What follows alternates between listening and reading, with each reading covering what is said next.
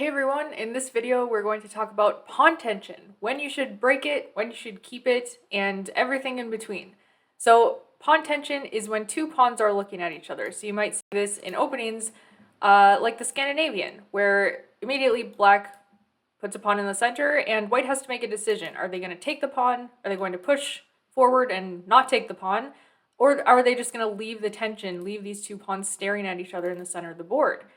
This can happen in openings, this can happen later in the middle game, and in the end game, and it's important to know what to do and some general rules of thumb to follow when you have a situation where pawns are looking at each other. So starting off, right away in the opening, if you have a situation where your opponent's asking you a question, whether you should take this pawn in the center or not, generally, if you don't know the opening specifically, if the pawn you're being offered is on the D file or the E file, it's usually a good idea, a solid idea, to just take the pawn. That's usually the right answer. If, for example, we have the black pieces and we're facing something like the Queen's Gambit, this is not on the D or the E file, it's off to the side, right? It's on the C file. This is a fine move. The Queen's Gambit accepted is totally fine. But the problem is it allows white to take the full center. So that's usually why, if the pawn is off to the side, it's slightly less optimal unless you know what you're doing in the opening. A good way to think about it is, as a newer player, you are having to think about so many things as you're playing a game of chess, right? You have to think about all the basic rules at the beginning of the game. You want to develop your pieces, get your king to safety. Every time your opponent makes a move, if you haven't seen that move before, you have to look at all the places that that piece is looking at and see if there are any threats. See if you can make any threats of your own. There's just all these things that are constantly running through your mind, and pawn tension is just one more thing that you have to keep thinking about as the game progresses. Another way to think about this is that a capture is another type of forcing move, right? We think about checks, captures, and threats.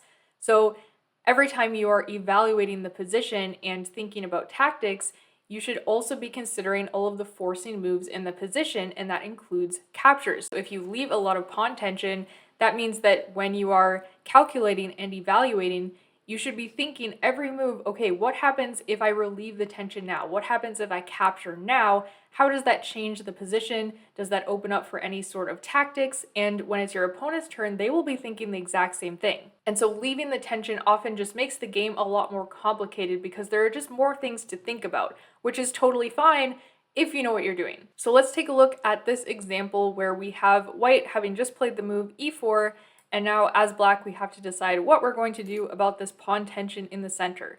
We have a few options here as far as relieving the pawn tension.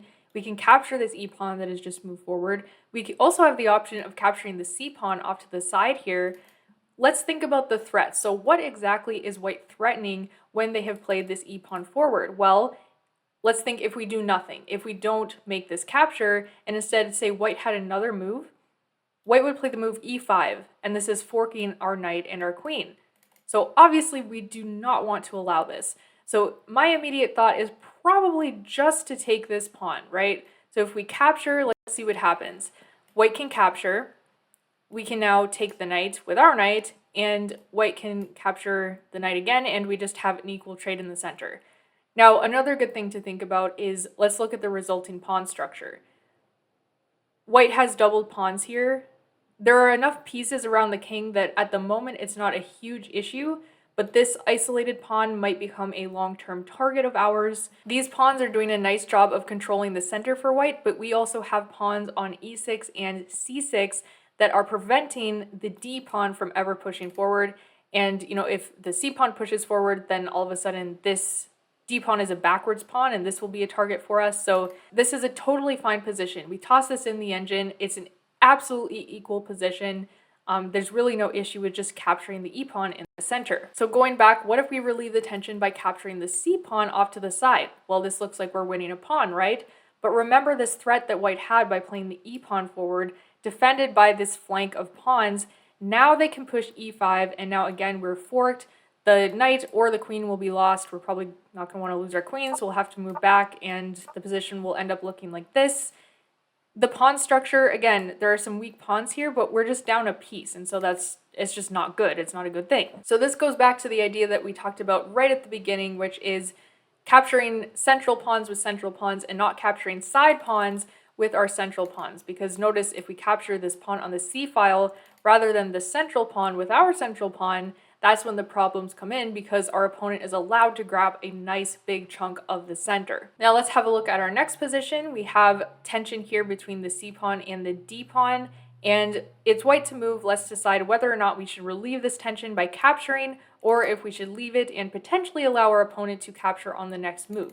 Not that that will necessarily be the move that they will make, but if we look at the position for just a few minutes, it doesn't really seem like they have any other tactical possibilities. So again, the forcing moves are something we should always be looking at. So those captures, always something to keep an eye on. So let's compare our two options if these are indeed our two options. If we capture the pawn now, our opponent has the option to capture back with either the pawn, the knight, or the rook. Honestly, they could take with that as well. The best move is actually none of these. It's to move the queen, because if you notice, removing the c pawn from the c file is opening up for our rook, which is aimed at our opponent's queen. And so, in fact, if they capture with the knight or any other piece, we're always looking for forcing moves, and the very first kind of forcing move you should look for is checks. Even crazy ones. We have a check with this bishop, right? Well, it looks like we're just losing a bishop, but this is opened up for our rook, and now we win the queen. So this is not obviously something black wants, and by capturing this pawn in any way, this is going to allow this tactic. So if they, capture with the rook, we still have the ability to give this check. And same thing if they capture with the pawn, doesn't change anything, we can still give the check with the bishop. So after relieving the tension between the c pawn and the d pawn, we've now created more pawn tension now between the d pawn and the e pawn, but black doesn't have time to worry about that because they have to save their queen. So if they go something like queen a5, well, we don't really have to worry about our a pawn at the moment. We can just continue to relieve this tension. It allows black to bring the bishop out, but now we just have such nice piece activity. The files in the center are opened up, and we're up a pawn, so we're pretty happy about that. And going back to the start of this position, is there a possibility that we just want to leave this tension in the center? Probably not. We probably want to continue making threats against our opponent. So if we played another move, maybe something like rook d1, it's just not quite as good because we don't have this threat of potentially winning the queen. And now we have this example where we have more pawn tension, a little bit more spread out than in the previous example, and we have to make a few decisions here. So okay, let's take a look at first capturing the c pawn with the d pawn. It's immediately attacking the queen, forcing the queen to probably take and do something about that. And yeah, that's about as far as I think we need to calculate. It seems like a pretty equal position. Problem here I would see is that it leaves our e pawn undefended, whereas before it was very clearly a part of this very long pawn chain. It was at the very peak of it, and it was a very strong pawn deep in our enemy's position. So capturing here, I would say, is probably just not a good decision because it leaves this pawn all alone. So now let's consider this tension up here. If we were to take this pawn, black could capture back. It just seems like a very equal trade. Again, we probably don't want to relieve the tension here because it leaves our e-pawn all alone again. So that is one way where you would probably not want to relieve the tension when you are breaking up your own pawn chain. This is a very strong pawn center, and you want to keep it that way for as long as possible. So this position seems pretty equal if we were to capture, but that's not the only decision that you can make when there's pawn tension. A lot of times, your better decision is actually to just push forward.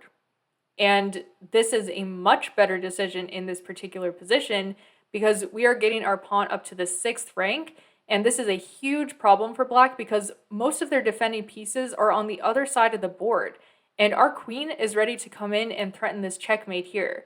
So the best move for black here is actually to play the move h6, preventing our queen from coming in, and now we can capture this pawn. Black can capture, and we are just completely crushing here. I mean, we can play things like knight g5 and sacrifice the knight just for the chance to get our queen to come in. This file is opened up for the rook, and it's basically curtains for our opponent. If our opponent tries to hide on the f file, we can sacrifice the rook with rook takes f7 check.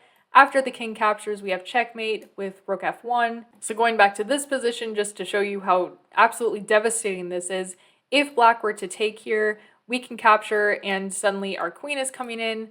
The best move here for black is to actually just play the move knight e7. sacrificing the knight, but we just simply do not care about this. We go queen g5 check, and after knight g6, we can sneak in here, not allow our opponent to escape, and we're just checkmating here. This is very simple, and our pawn getting up to the 6th rank and not just capturing just for the fun of it when we're in this position with a lot of pawn tension, actually considering the move to push forward is actually very strong once our pawns get into our opponent's side of the board. This is always something that you should consider almost as equally as the forcing move, which is the capture.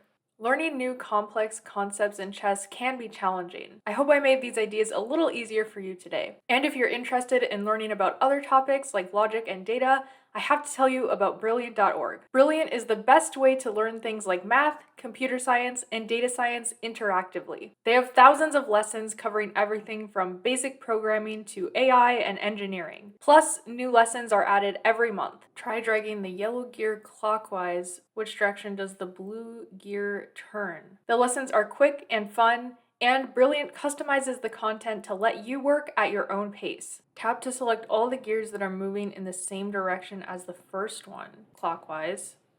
This one would, so it's just like that. Okay, you can try Brilliant for free for 30 days at brilliant.org/Kamryn. The first 200 signups will get 20% off the annual premium subscription. That's brilliant.org/Kamryn. Thanks to Brilliant for sponsoring today's video. Thanks so much for watching. Let me know if there are any other concepts like this that you would like to see a video about. Don't forget to subscribe, and I'll see you soon.